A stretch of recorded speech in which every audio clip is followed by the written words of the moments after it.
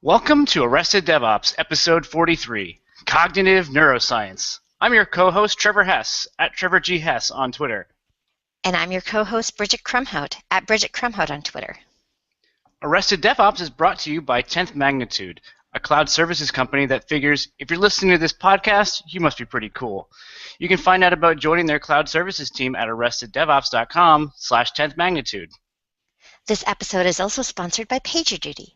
PagerDuty eliminates the noise, chaos, and manual processes across the entire incident lifecycle to decrease resolution time. PagerDuty is trusted by companies like Etsy, Nike, and GitHub. To sign up for a free 14-day trial, visit arresteddevops.com/PagerDuty. This episode is also brought to you by Datadog, a monitoring tool that helps bridge the gap between operations and dev teams. Datadog brings together system metrics, changes, alerts, and events from over 70 common infrastructure tools such as Chef, Docker, and AWS, so that dev and ops teams share their key data and alerts in a single place where they can collaborate on issues in real time. Datadog is available for a free 14-day trial at arresteddevops.com/Datadog. If you're listening or watching this live, please feel free to share your questions and comments on Twitter at ArrestedDevOps or on IRC, freenode.org, channel Arrested DevOps. So, Lindsay, welcome. So you're joining us from the future. How's Wednesday going so far? It's pretty good, but unfortunately still no jetpacks. That's very disappointing. Wait. Is it seriously Wednesday there? Is my clock completely wrong on my computer? I want to say it's Monday here now. Oh, wait. That's what I get for reading things verbatim. That's right. We rescheduled this from when we originally planned to have it. Hilarious. Perfect. See, time zones are hard. They are. They are the worst. So Tuesday, we're 18 hours ahead. We're not 42 hours ahead. So that would be pretty epic. We can dream. What planet is Australia on? So can you tell us a little bit about yourself? Yeah, sure. For the last couple of years, I have been doing I guess I've done a career change from being in engineering to going into management. And so part of doing that is understanding that I don't have all the answers when it comes to figuring people out, and shutting up and not talking and just spending a lot of time listening and reading. So pretty much everything that I've been doing in the last sort of 3 or so years has been about trying to understand everything that I possibly can about our current understanding of how the brain works, how people work, group dynamics, cognitive biases, those sort of things. Right, and so you are actually in a new role, right? You're like running tech for Australia. How is that? It's not too bad. This is my third week now. It's a really fun and exciting place to be. Like the thing that I really like about it is that it's a group of people.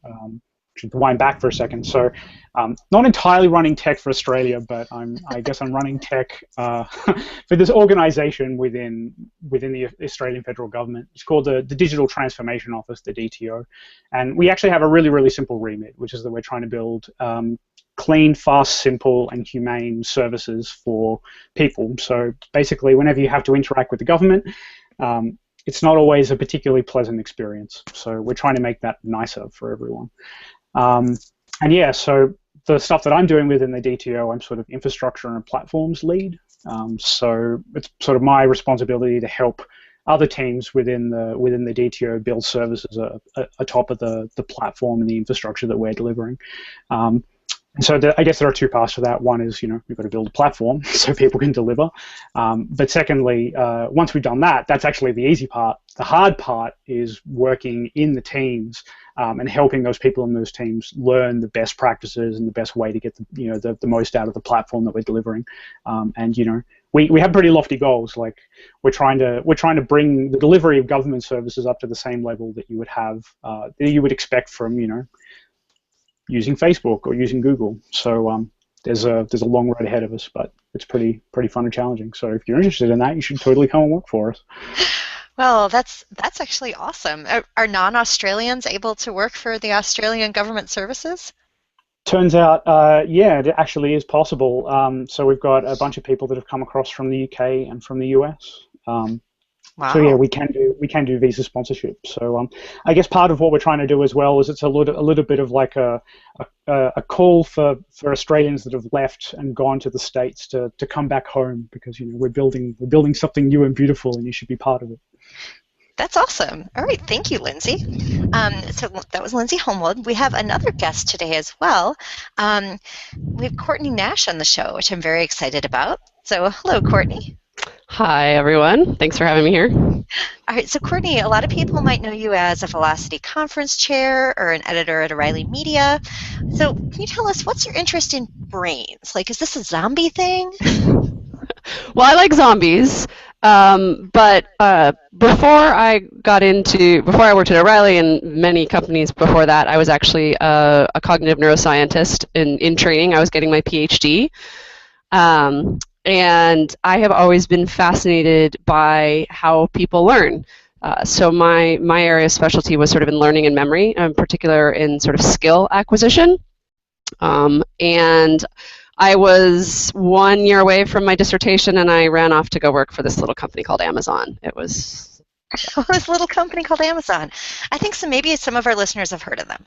possibly, it's entirely possible they have. And I wound my way through a variety of internet companies or more traditional tech companies, and landed at O'Reilly working on the first series of books there, which some people may have heard of, which have a very cognitive neuroscience kind of background to them. So that was my weird sort of intro into a publishing company out of the tech world, and I've been doing some freelance writing. And along the way, I sort of stumbled onto the Velocity world. Yay, there you go. Woohoo! What is Lindsay showing us? He's showing headfirst Java. Nice. Yes. And the thing that it's sort of funny, because when I was first sort of editorially tasked to go cover the kinds of things that were happening at Velocity, I tell people this honestly all the time. I looked at it and thought, I don't know, like operations. That doesn't seriously. We're Outsider, right? We're not glamorous enough for you. Yeah, well, it was really funny, and I thought, well, all right, I'll go to the conference, and I came away from the first conference just completely gobsmacked. Especially because of the kinds of things that Lindsay was talking about, which is this group of people who had discovered when you have to start talking about systems of technology, you have to start talking about systems of people, and then you just go back down the cognitive neuroscience rabbit hole that I crawled out at some point like 20 years ago. So it all comes full circle. Nice. That's fantastic. So, Lindsay, can you give us some insight into when you first started going to Velocity, and when you first met Courtney? Like, what kind of conversations were you folks having then? When was this? Well, truth be told, actually, the first Velocity that I've ever actually been to was in New York last year. So I submitted a couple of talks over the years, but nothing that was really quite up to the standard. And I guess by the time, no, it's true. I'm not saying that in a disparaging way at all. Like there's, we met in Salt Lake City. That's right, actually. Yeah, we met at Mountain West RubyConf in 2013. Yep. Yeah, and I'd just given a talk on the escalating complexity. So and I was like this, like giant eyes, like brains coming out of my ears. So happy at that talk. Yeah, it was good. It was really good. I wouldn't say that was a fun talk to prepare. Like I did maybe, I don't know, 60, 70 hours of research for it. And I actually find that particular talk like really emotionally taxing as well. Because as people actually die. Like there's a real world consequence to a bunch of these different things, and we're quite privileged in the tech community, and that but there's not always a body count associated with a bit of downtime. Although that's changing. Absolutely. So I guess I'd given that talk, and I was completely spent, and then Courtney was like, "Oh, I want to talk to you about this stuff." So yeah, so we met over that, but I think we bonded over these concepts about how you have to talk about the way human brains work when you talk about any kind of complex system, and people are barely beginning to understand that or even realize what that means. So how exactly, since you have training in cognitive neuroscience, Courtney, how exactly on a high level does the brain work? Well, here's the first thing I'll tell you. Computer.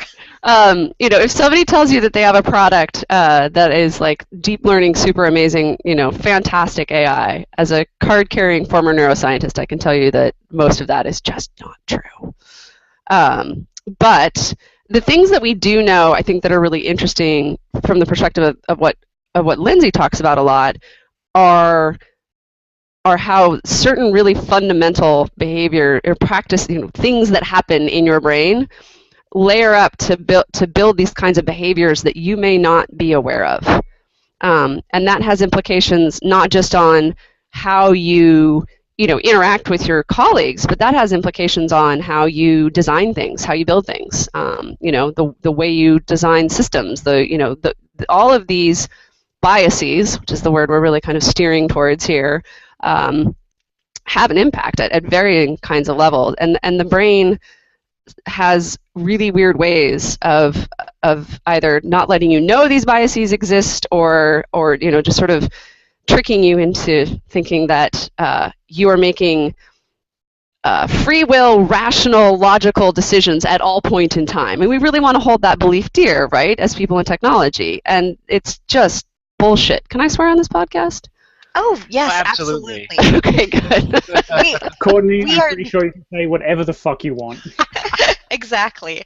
I mean, think of it this way. We've had James Turnbull on this podcast. Right. We've had other Australians, so we know how these things go. Also, I'm pretty sure the only bleeping that's happened recently on this podcast is Stratton bleeped me for saying the word Bosch, and he's not here. Oh, wait, he's probably going to be... But you know he will. Yeah, but you will now. Stratton, it was funny once. We don't need to do that again. Bosch is actually pretty... All right, so what was I saying? Oh, yes, you were talking about cognitive biases, yes. And I'm fascinated by the fact that you're bringing this up because I feel like Lindsay has actually done talks about this. You're doing an Ignite at Velocity this year, but I don't think it's about this. So when are we going to hear from you about this? From me? Oh God, that's brutal. I have this talk I've wanted to do for a while now, actually, and yeah, there might be a 20-minute slot at Velocity New York. Don't tell John and Steve I just said that out loud. I don't know that I will. The talk I do want to give is really about, I want to take it all the way sort of down to the wetware when we talk about bias. We talk a lot about these more almost what I think of as conceptual biases, right? Hindsight bias, all those kinds of things. The kinds of stuff that I studied when I was doing neuroscience research was much more closer to what you might consider to be almost like perceptual biases. So I don't know, has anybody heard of the Stroop effect? Lindsay probably knows this one. No? Yes. I have not. Okay, so Stroop, S as in Sam, T-R-O-O-P, and we can drop something in maybe with some kind of magic for the video at some point, hopefully on that, was a researcher who discovered this phenomenon. And I'm tempted to do this in a talk and do maybe, I don't know if it would be the world's biggest Stroop experiment or not, but it's this really crazy effect you get where you have people, this is old school cognitive science research kind of stuff, you have people read words on a screen. And so you're reading colors in this case, blue, the words colors. So the B-L-U-E, G-R-E-E-N, right? You're reading those words, and then they start messing with you, and they show you those words in colors. So now you're going to see the word blue, but it's displayed in green. Or you're going to, so you see this running list of words, and you have to try to say the word. When the word blue shows up on the screen in green, it takes you longer to say the word blue than if the word blue shows up in blue on the screen. That was a really long, boring description of a basic psychology experiment. I have actually seen that test. It's really hard. It's really hard, okay? I didn't know it had a specific name. I'm not surprised. But yeah. And it's named after the person who sort of came up with the initial experiment. And so it's a perceptual, kind of conflict, essentially. So you have the system in your brain that reads words, and you have the system in your brain that reads colors, and they're almost fighting with each other, and it gives you this sort of conflict. And you can actually take that kind of a perceptual, cognitive bias, and you can stack it up. You can do really cool stuff like this researcher at Stanford has done. And I'm going to have to go back and remember her name because this is terrible. I should have had this in my notes. But you can actually have the same effect where you can present words and then you can prime people, prime being like give them, have them think about a category of things like men. So saying, okay, now we're going to talk about professions. And then you give them professions and have them, sort of react to that word. And so you get this weird cognitive interaction between, saying that a woman is a physician versus a woman is a software developer versus a woman is a school teacher. Same kind of fundamental basis between the two. And you don't know these things are happening, but the really cool thing is if you can have somebody take that test and they realize where those friction points are, that's what's interesting, is how do you become aware of those places in your brain where things are kind of going and fighting against each other that way. Yeah, absolutely. Now, Lindsay, you actually have done a talk on cognitive bias at least twice, I think. Can you kind of address what Courtney is talking about here? Like, what stood out for you when you were researching and giving that talk? Yeah, so I've given the DevOps Field Guide to Cognitive Biases 3 times now. So I've actually done a first edition and then a second edition. So the last time that I did that was actually at PuppetConf last year, which is happening in a couple of days now. And so yeah, the first time it was more, I was actually giving it to more of like a DevOpsy audience, and then the second time was more, I guess, more of the ops. But yeah, so to sort of go back to what Courtney was saying around like how the brain actually tricks us, and we don't sort of we think that we're being rational, but we're actually just rationalizing a whole bunch of decisions. The stuff that Kahneman and Tversky sort of started talking about back in the 70s is really the basis for like this entire. It's not just one branch; it's like multiple branches of psychology, neurology, neurolinguistics. They both has had an amazing effect on that space. And so the model that they basically put forward is that you've got 2 systems for processing information. You've got your fast system and your slow system. So system 1 and system 2. And funnily enough, Daniel Kahneman wrote a book a couple of years ago called Thinking Fast and Slow. So if you're interested in that sort of stuff, you should absolutely go and read it. Although one cool fact about that, Amazon released some information from their Kindle store a couple of years ago, and they basically showed that that book, Thinking Fast and Slow, has one of the lowest completion rates out of any book that they've got on the store. Not because it's badly written, it's just because it's dense. It is really, really dense. And if I'm going to own up to it as well, I haven't actually read past the first couple of chapters because it's like, oh, okay, I need to take like a 2-month holiday just so that I can digest this. You're a statistic, Lindsay. Yeah, that's right. That's right. I am the 99%.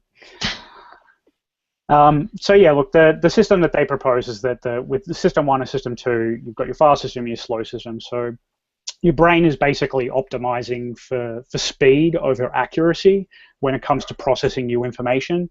And it's from all different sources, stuff that you hear, stuff that you see, not necessarily stuff that you taste. One cool fact, though, doesn't apply to things that you smell.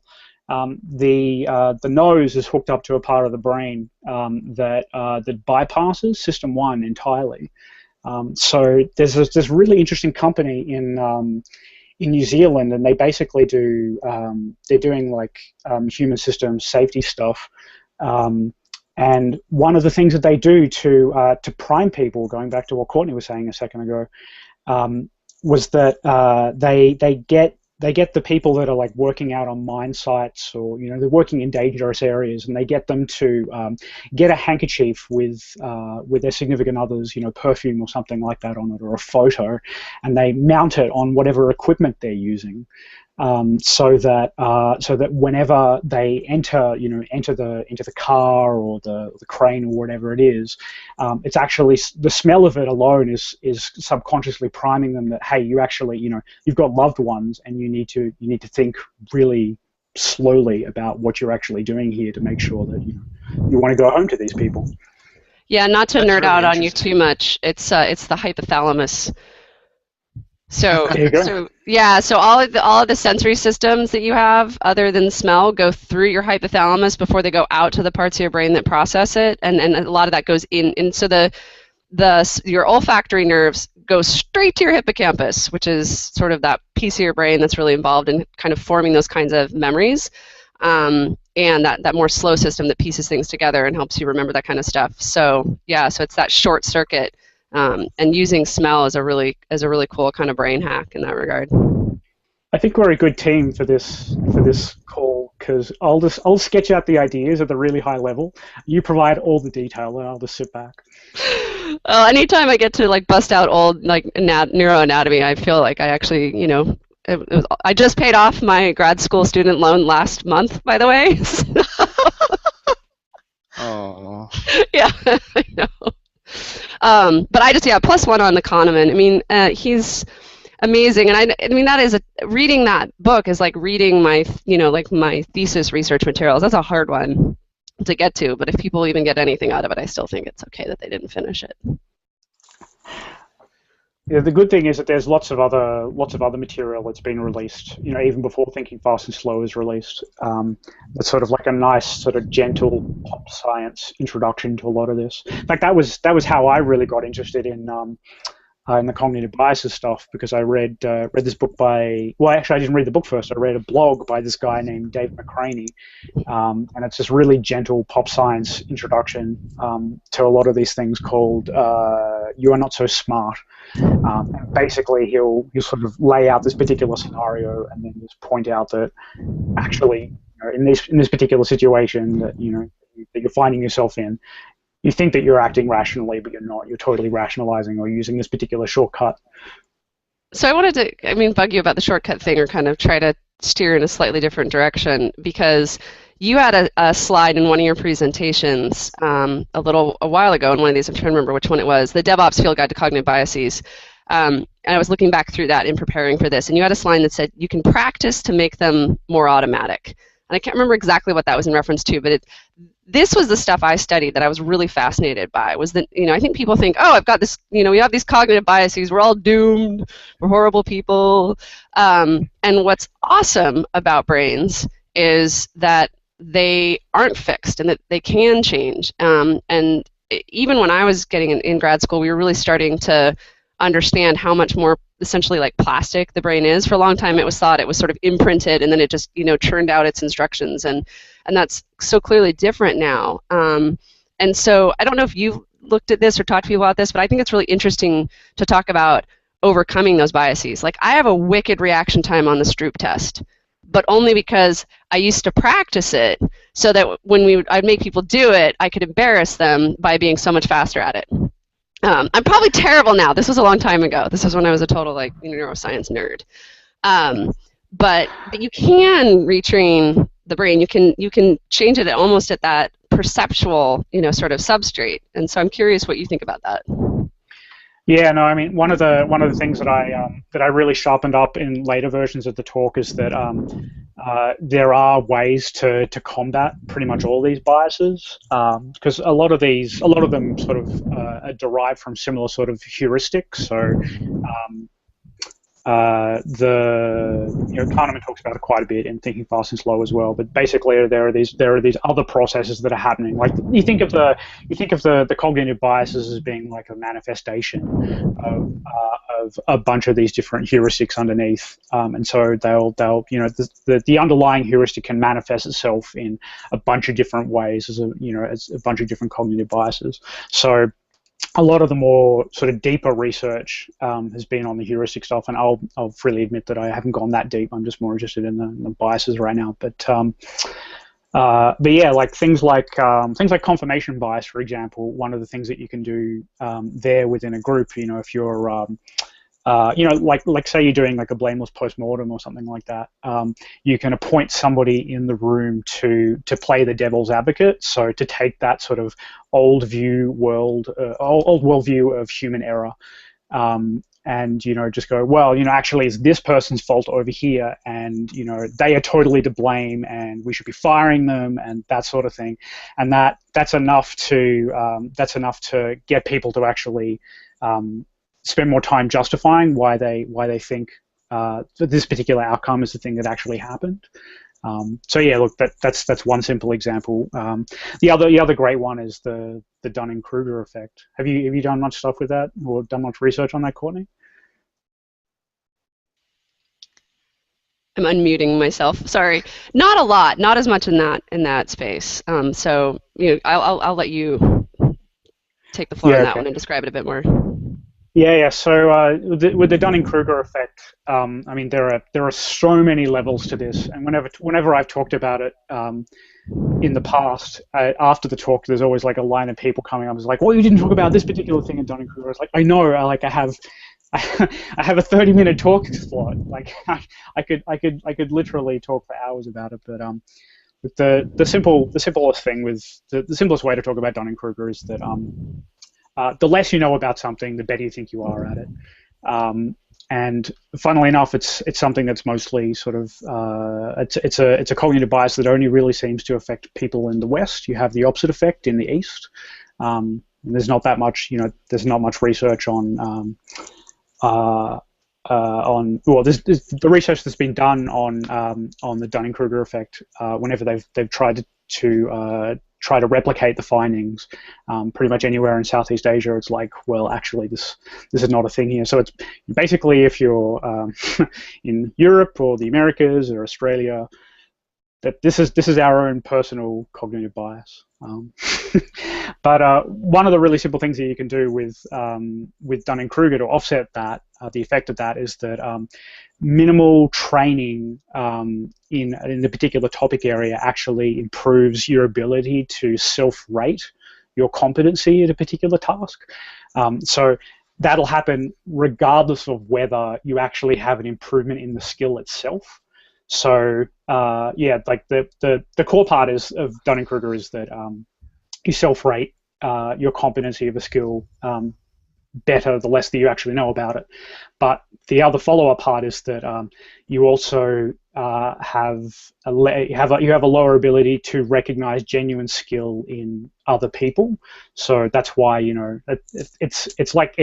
it's the cognitive bias that basically drives DevOps, right? You've got your ops people going, those developers, they can't code, and they've got no idea, and they don't know how any of this stuff is meant to run in production. And you've got your developers like, these people can't keep these applications up, and they're constantly whining at me about my code. And I'm sure that if I just got in there, I could just build the systems and it'll never go down. It'll be amazing.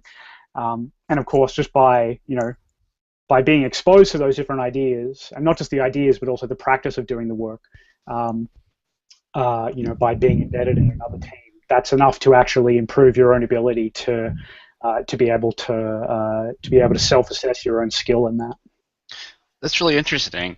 So it seems like once you've identified your cognitive bias, then there seems to be a prescribed way to counteract that. How do you go about actually recognizing it in the first place? I guess doing the research in the first place, but that's a really, really tricky question, because there are if you go to the Wikipedia list of cognitive biases, I feel like every month that I look at it, it gets even longer, because there's just so much research that's coming out about it. All the different ones that are available, all the cognitive biases available to you in your tool belt today. Wait, so Courtney, are you saying that researchers, ever since you were doing this, have been coming out with new cognitive biases? Or are we just getting cleaner, closer definition of the cognitive biases? Like, are we recognizing new ones? Exactly how are we inventing new things in the human brain at this point? Well, I don't know if we're inventing new things in the human brain, but we're certainly finding out a lot more than we used to think we know. I mean, it was like I was just saying before, I think you ask any neuroscientist how much we know about the brain, and they're going to tell you that we know nothing compared to what's normally reported or written about what we think we know about the brain. Bradley Wojtek is a really great neuroscientist out in the, I think he's moved on from Berkeley, I think maybe he's at UC Davis, but is great for writing about and talking about that, I think. So, and I actually lost the thread a little bit there, because speaking of not being able to maintain applications, but I got booted from the Hangout, but now I'm back, I think. So There were two of you for a little while. I wasn't sure if we moved on from zombies to clones. This is my favorite. I'm sorry, this is kind of off topic of the whole hangout right now, but this is my favorite weird Google behavior. It has been happening to me on almost every hangout recently, and so I've been saying forever, but when the singularity arrives, it will not be via Google Hangout. Just That's for damn sure. everybody keeps getting cloned. You get booted, and two of you come back, and it doesn't seem to improve my productivity whatsoever. So We just get to be hangout replicants. yes, exactly. Can we send the Hangout replicants to our other meetings? Oh, I wish. Do that. That would be amazing. Or at least maybe they could answer my email, possibly. Nice. So speaking of exciting hacks, we're all waiting here to find out is how do we use all of the things that are being learned about the human brain for evil or good? Like, how can we work better with each other in a DevOpsy way? Like, is empathy, like something that we can talk about from a scientific point of view? I don't want to jump in on Lindsay on this one. Yes. I don't want to jump in on you either. Feel free. I have not studied empathy. I have not followed a huge amount of the research. I think it has reached buzzword status, but I think that's a really good thing. If there was a word to buzz, I would like it to be empathy. And people are trying to study it scientifically, like many other things. I mean, I'm a bald-faced reductionist. If people do it, it has to do with your brain, and so therefore there can be science applied to it. So I don't know too much about the research on that front. We had someone speak in Santa Clara at Velocity named Indi Young, I-N-D-I, last name Young, and she's fantastic on this subject. I really suggest if anybody is interested in brushing up on not just research behind empathy, but sort of practical ways of using empathy, and I might add, of course, developing it as a skill. It is something that, like all these other kinds of skills that we've been talking about, that you can develop. I really recommend Indy's work on that front. Okay, we can link to that from the show notes. I guess promise will actually happen. I guess the three cognitive biases that I see having the biggest effect on empathy are the fundamental attribution error, the better than average effect, and the halo effect. So the fundamental attribution error is basically saying that you judge people's actions by what you consider to be their internal characteristics about who they are, not what they're actually thinking, and the situation that they found themselves in. So when you're driving along on the freeway, do you call them freeways over there? I don't know. You drive along the highway. There we go. We call them freeways in the Midwest, but we also don't put the definite article in front of the highway number. We just say drive on 35. We don't say on the 101. Oh no! Right. Oh no! That is a regional debate. We could have a whole podcast smackdown about that. The Californians say that. What do you say in Australia? Do you put a definite article in front of your freeway number? We don't talk about numbers at all. We've got names for all the roads. Numbers is actually only a pretty recent thing that we started doing, and they did it down in Tasmania about 5 or 10 years ago, but now we're sort of adopting it on the rest of the mainland. So. But do you put would you say the Pacific Coast Highway, or would you say Fort Road? No, I'd say the Pacific Highway. Yeah. Doesn't mean that we're right. It's just the way that it is. Where were we again? Fundamental attribution error? I can't remember. Yeah. So when I'm on the highway, say somebody's trying to overtake you and they swerve in front of you all of a sudden, or they put on their brakes and you're like, wow, that person is a fucking idiot. And how did they get their license? They get it out of a cereal box or something like that. But of course, you're attributing the fact that you're a better driver than them, which is the better than average effect, which I'll get to in a second.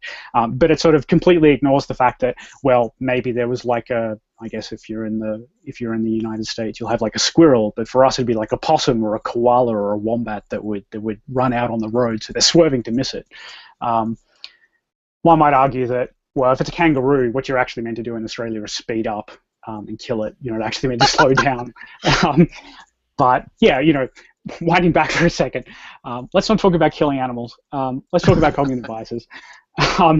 You're basically saying that, well, because all other drivers on the roads are idiots, then if they do something on the road that you can consider to be idiotic, it's because they're idiots, not because they're reacting to the situation that they find themselves in.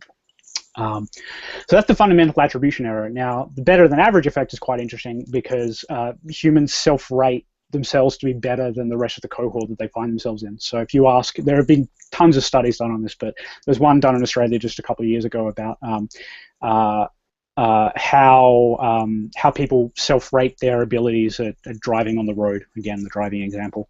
But 70% of people consider themselves to have driving skills above average. But apparently not math skills? Yeah, apparently. Thing is, they don't know that, right? So, we sort of have this, it's a lot of it's tied to ego as well, right? Nobody wants to think that they're below average or spot on average. That's a pretty big hit to your ego, a difficult thing to internalize. So, there's that. And then the last one is the halo effect, which is that if your overall impression of like a brand or a product or a person is really great, that's going to influence all of your interpretation of what they think and what they do. So regardless of whether what they're actually doing is good or not. So that's sort of where you get like the whole cult of personality thing coming from. You'll have a leader of a company and they'll have this whole cult of personality and persona around themselves, and it's like, yeah, wow, this is great, but then it turns out that they're also doing a whole bunch of other things that aren't particularly nice to people, and you sort of end up rationalizing that away because, well, the person's great, but the stuff that they do obviously can't be bad. So. And later they make biopics about them, and it's a whole thing. Yeah. So, all right, so that's fascinating, and I'm kind of wondering if you can segue from that to, you've also given a really interesting talk, Lindsay, about the psychology of alert design. So if we're trying to weaponize all of this stuff we're learning about the brain, like how can we, hack around what people are going to think in order to get us the results we want in terms of our monitoring and alerting? Yeah, that was a fun talk to give, and I gave it a couple of years ago. But probably the big takeaway that I like about that talk is the normalcy bias, which is another cognitive bias. But basically, there are two parts to it. Before something terrible happens, like a terrible event happens, we discount the possibility that it's going to happen because something bad has never happened before. It's not going to happen. So why would you spend the time preparing for it? And then during an event and after an event has happened, in the aftermath of it, we're slow to actually react to and recognize that the thing is actually happening to us. And so it takes somewhere between there's a good example of people in like the Midwest and whatnot who are sort of exposed to tornadoes and whatnot. When you hear the tornado siren going off, I'm not quite sure when exactly, but there was a lot of research done, I think, in the sort of the 70s and 80s about this, where you've got to get affirmation from like 5 to 7 times from different people before you actually act on that information, and that's enough to kill people. I can definitely see that because living someplace where the tornado sirens go off, like usually the tornadoes aren't coming to your house. Usually. I mean, Trevor, do you go to the basement every time religiously when the sirens go off? Because I don't. No, I don't. I will say when I moved to Chicago and I first heard the 10 o'clock first Tuesday air raid siren, I was a little concerned about why I was hearing an air raid siren. But here it's Wednesday, first Wednesday of the month at 1 p.m. It's Wednesday alert. I remember the first tornado sirens I heard when I lived in the Midwest, and I didn't live there long enough to stop obeying those things. They scared the shit out of me. But I wanted to come back to this. I almost lost the thread of that in there, because I mean, kind of what you're talking about there is essentially alert fatigue, right? to a certain degree. Yeah, absolutely.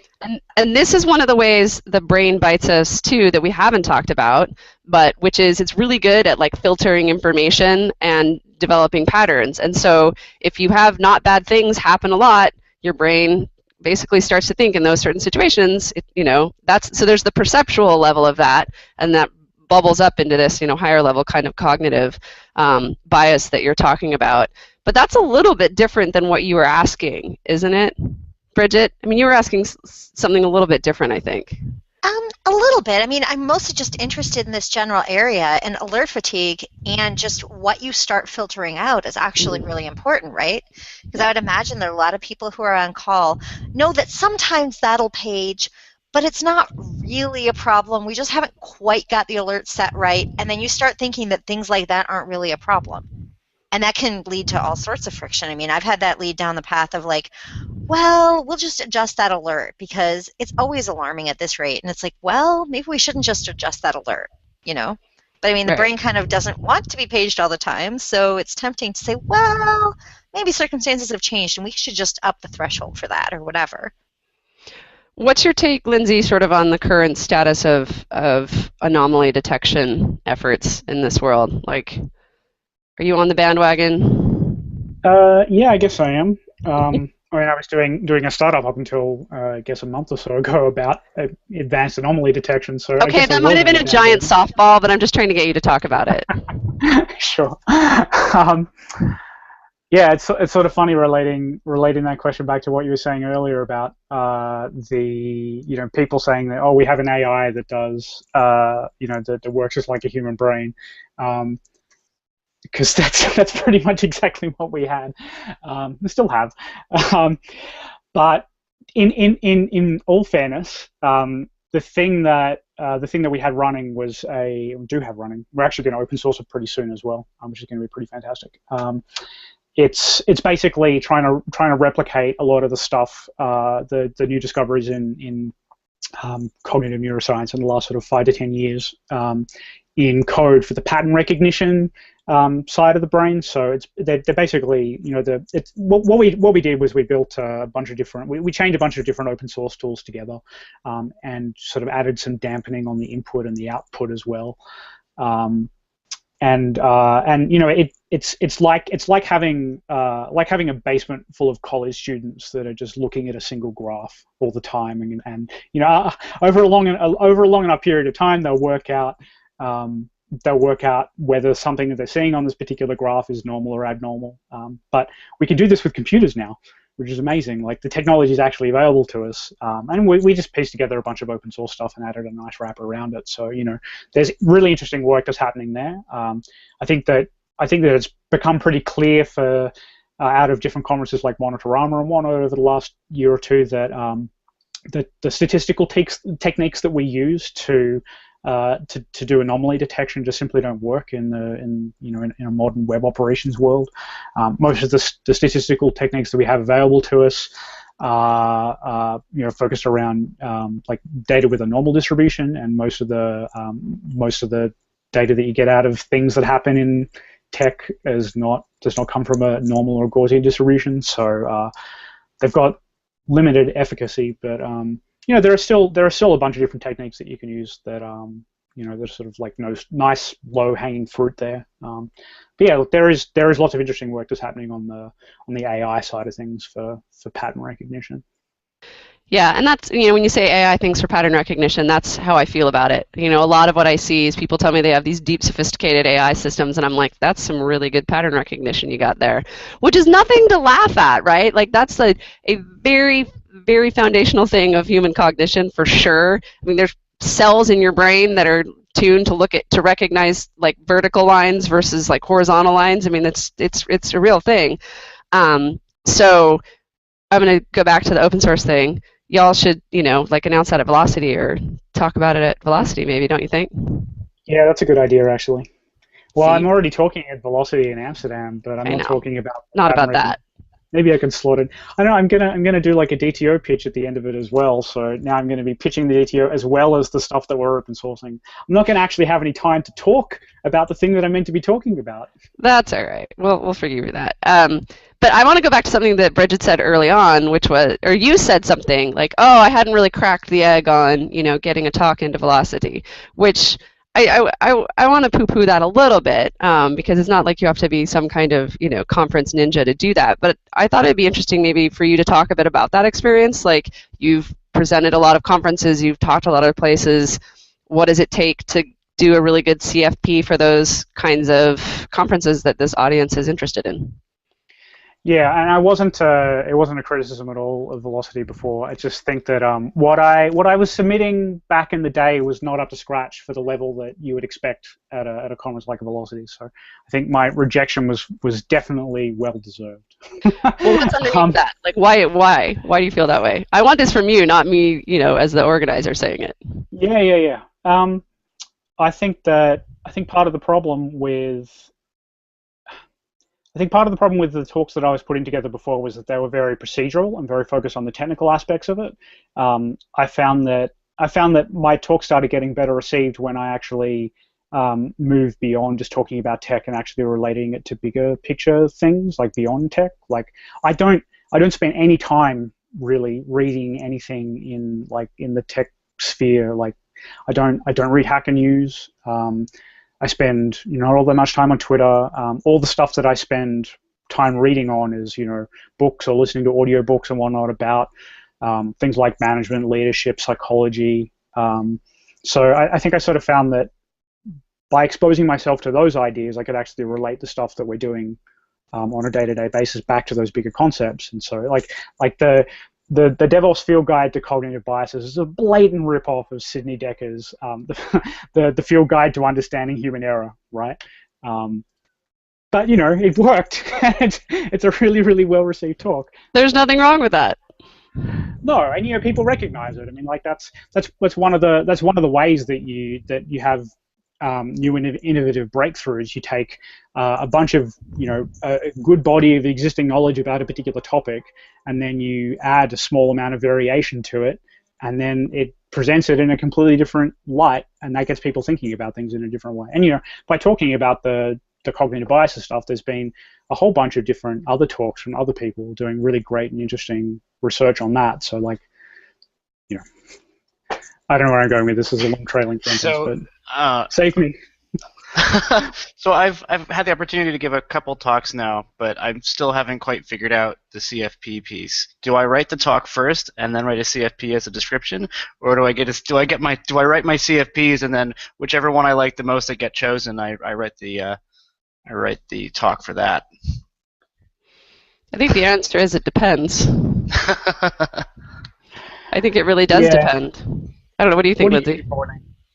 I would like to meet these people who have time to write talks before they're on the plane. I mean, I totally opened Keynote already for the talk in London. Well done. Yeah, I mean, the way I look at it is, I always go back almost to, now I'm forgetting his name, Scott Birkin's talk on how to give an Ignite talk. But he's basically said, this is in the context of Ignite, but I feel this way about anything else, to be perfectly honest, but in the more technical realm. You either give a talk about something you love, something you hate, or something you're very good at. And if you don't have one of those things like chewing away at your brain, then don't submit a CFP yet, right? Like, wait until you have the thing you really want to talk about. The CFP for me is the proving ground of the concept. It's the way that you get some early feedback on the idea and your ability to convey that idea to other people in a very short period of time.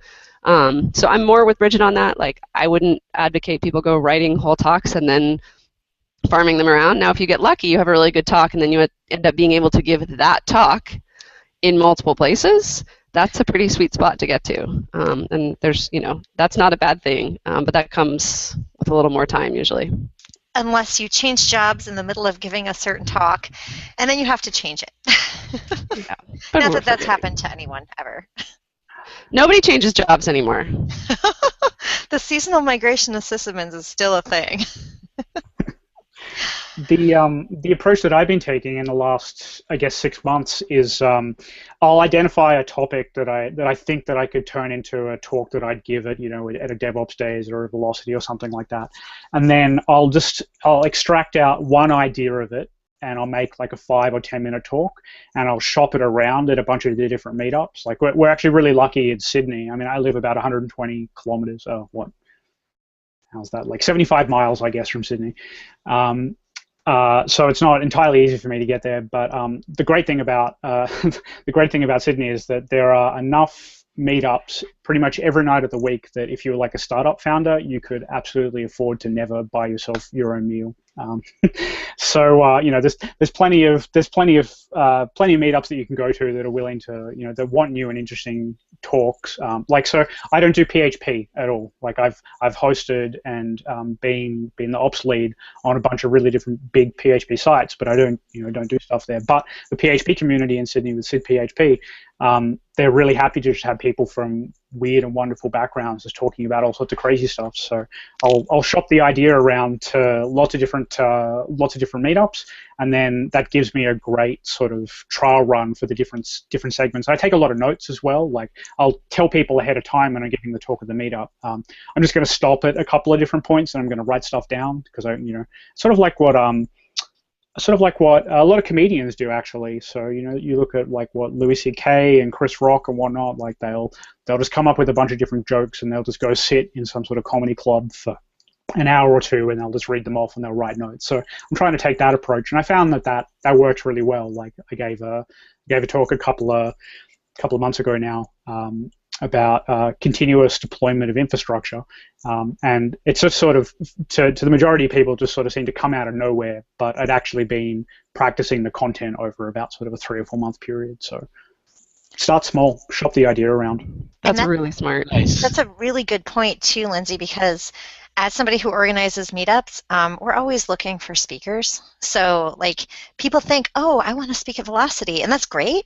But speaking at your local meetups and then speaking at smaller regional conferences is a really good way to practice your stuff before and also get some video made of you so that when you do submit to Velocity, they have actual video to look at. Because, hey, if it's a speaker that the program committee does not know, has not seen any talks from, they're going to look at the video. And if you're like, computer, I do computer, I will now read my notes, then they'll be like, okay, we can't irresponsibly put this person in front of humans because they're not ready. Yeah, and I think the other good point is, like, as much as speaking on a big stage, a big conference is something that a lot of people think they want to do, it's not how you want to start. And I don't even mean that in the sense of it's not like a good thing to do. It's just, it's terrifying. And it's so much better to find those ways to work up to it, that you will enjoy the experience if you move your way towards larger conferences much more if you have been hanging out in the local comedy joints first. I really think that is a very good point.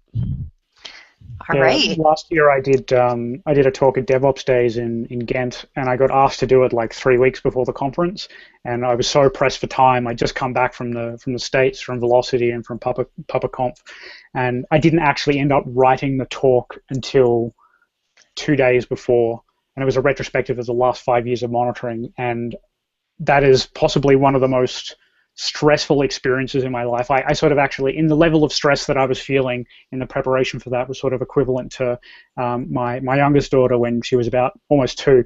She had a really terrible fever and she had febrile convulsions, and so she was she was completely knocked out, and it took the ambulances like 30-40 minutes to get here, and the level of stress that I was feeling in that preparation for that talk was equivalent. So it's not the sort of thing that I would ever recommend to anyone. That's terrifying. I'm sorry to hear that. I hope your daughter feels much better now. Yeah, we're all presuming that story turned out pretty okay. So. Oh yeah, she's fine. No problems at all. And the talk turned out okay as well. Thanks for asking.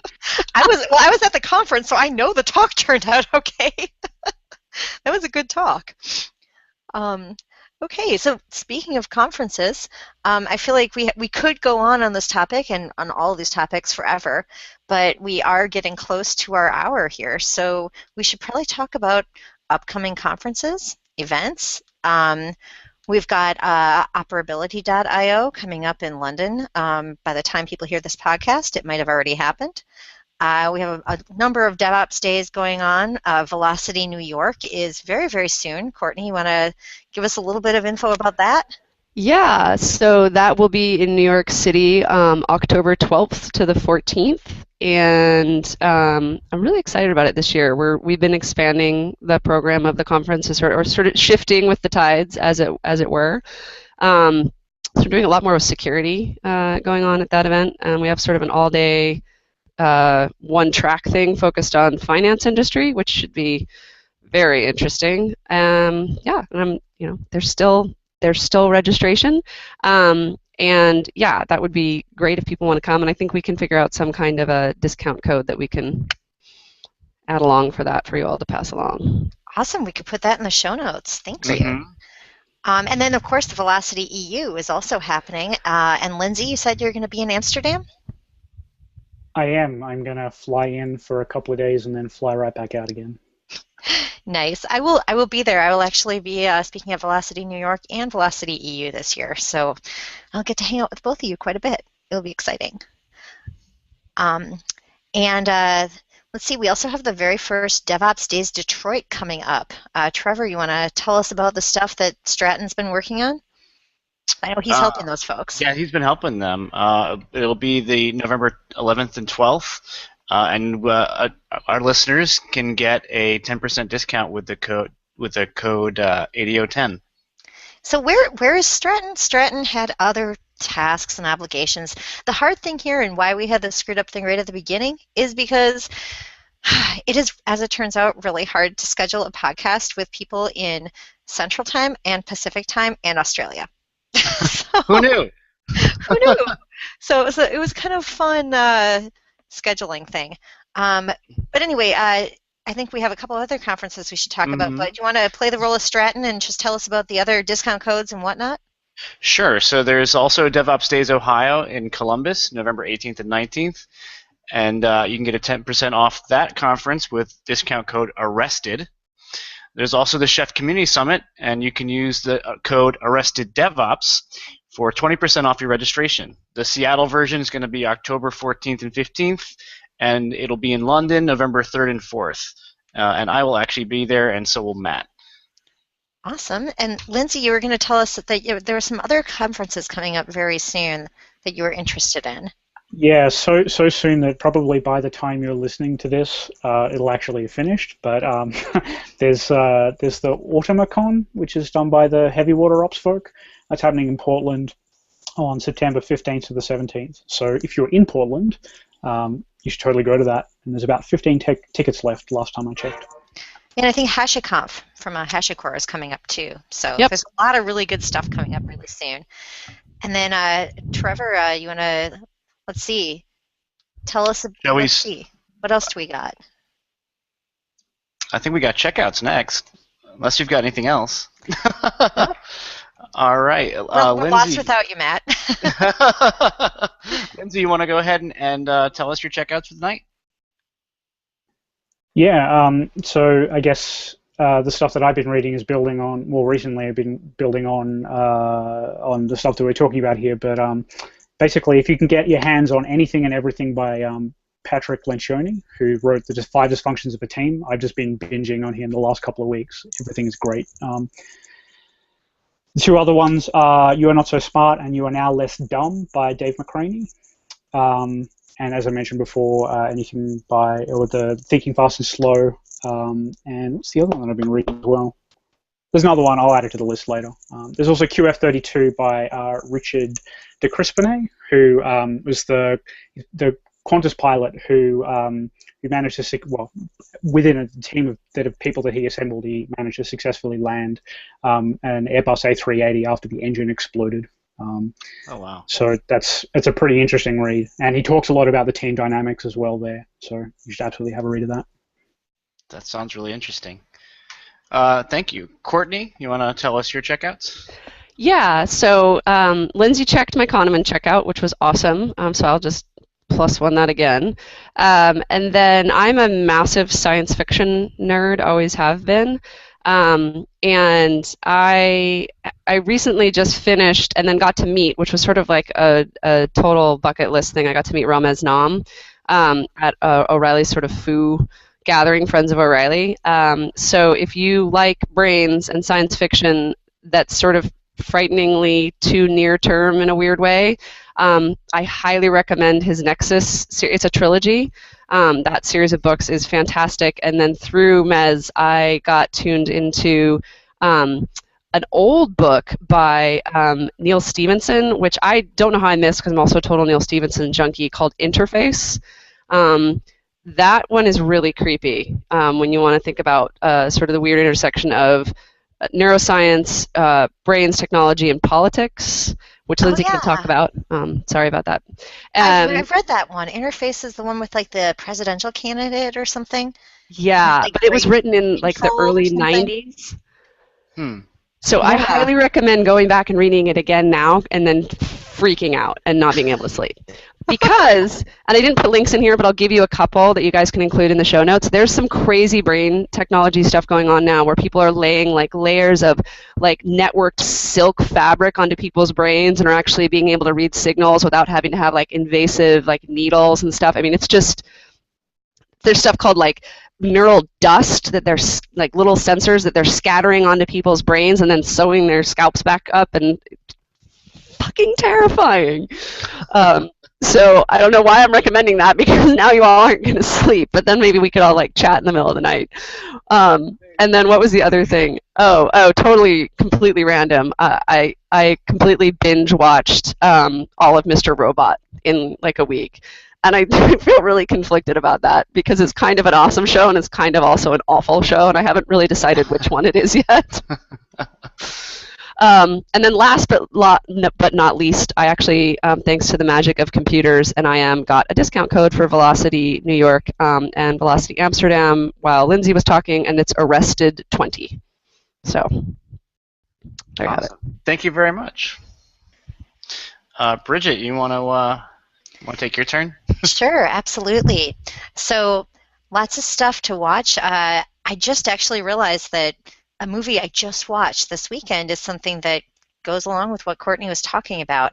It's this indie film called Advantageous that is streaming on Netflix, and it's super creepy and weird because it's all about a future where you can have your brain transplanted into a younger body, and there's this woman who's struggling with providing for her daughter and trying to decide whether, and she works for the company that does this and trying to decide whether or not she should do it, and then just dealing with all of the fallout from that. Super creepy, super interesting. Lots of women with agency and characters of color, and no explosions. So it's sci-fi, it's creepy, it's interesting, and I actually liked it, unlike a lot of movies. Wow, that sounds amazing. Nice. Yeah, it's called Advantageous. We'll have a link in the show notes. So if you have Netflix, you should totally watch that. It's only 90 minutes long, and I was sad that it wasn't longer.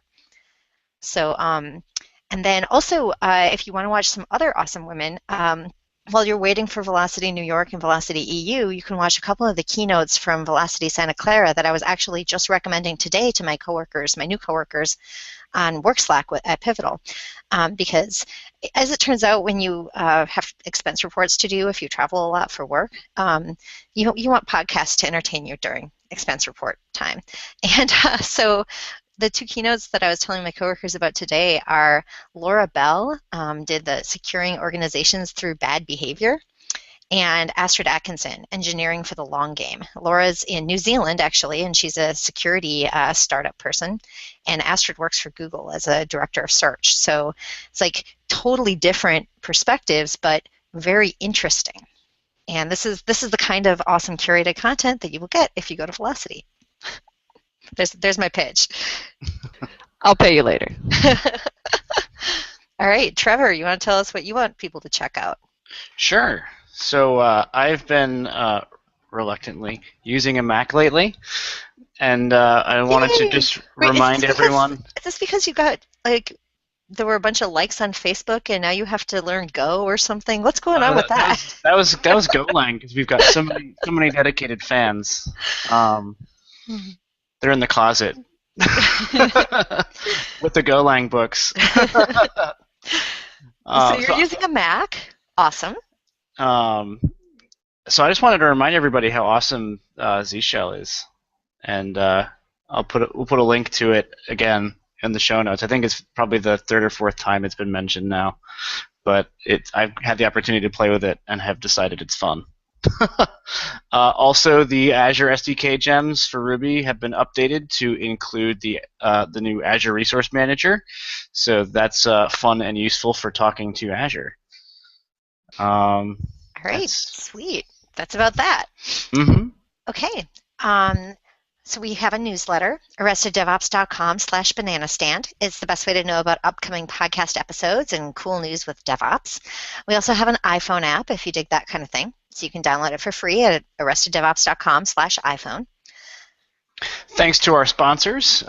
Be sure to visit them at arresteddevops.com/10th magnitude, arresteddevops.com/pagerduty, and arresteddevops.com/datadog. Thanks again, Lindsay and Courtney, for joining us tonight.